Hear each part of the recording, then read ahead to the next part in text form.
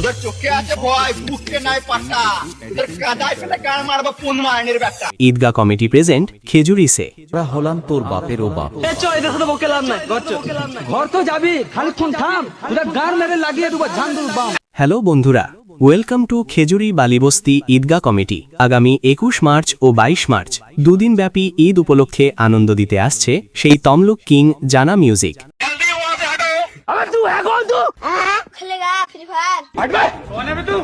ও তার সঙ্গে থাকছে লাইট জগতের বেতাজ বাদশা।